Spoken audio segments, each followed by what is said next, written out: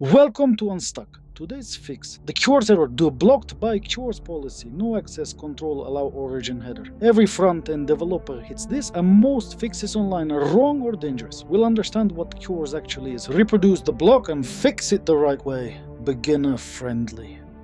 Your front end calls your API and the console goes red, blocked by CORS policy. Here's the twist most people miss. The request usually succeeds. It's the response that gets thrown away. Let's see why. If CORS has ever eaten your afternoon, this one's for you. And a like really helps. First, what CORS actually is.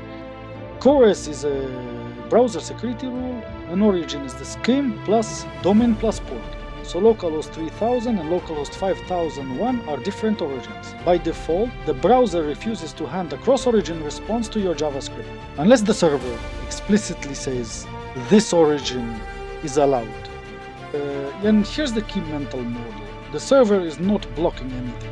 The server answers happily. It's the browser that looks at the response, doesn't find the permission header, and hides it from your code. That's why the same request works in curl or Postman and only fails in the browser. Here's a tiny API on port 5001. It returns JSON and sends no CORS headers at all. Same origin callers are fine. A front end on port 3000? Let's find out. To demo it in a terminal, this little script does exactly what a browser does. It sends the request with an origin header, localhost 3000, then checks whether the response carries access control allow origin. If not, it prints the exact error you see in the console. Run it against the headerless API, and there it is, word for word, has been blocked by CORS policy. No access control allow origin header is present. The data arrived, the browser just refused to hand it over.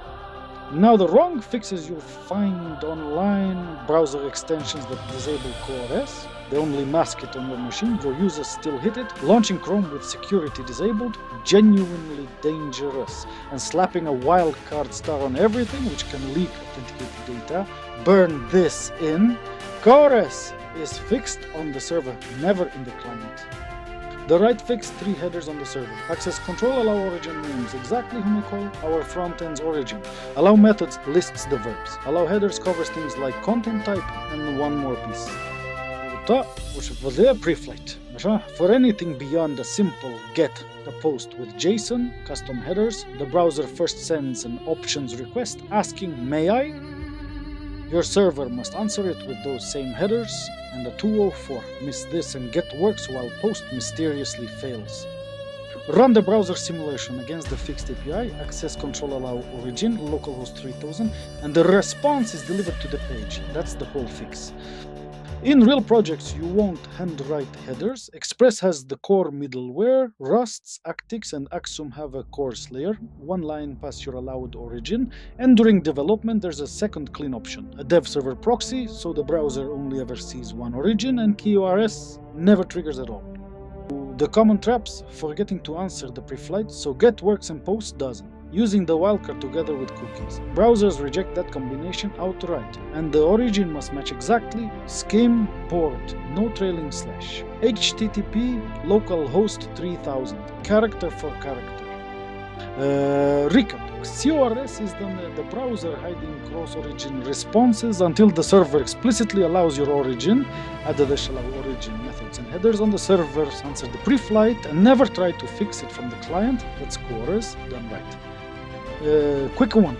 If these help you, the wallet's on screen and there's a coffee link in the description. Every tip funds the next one. The code is in the description. If this helped, hit like and subscribe. A new dev fix every day. See you in the next one.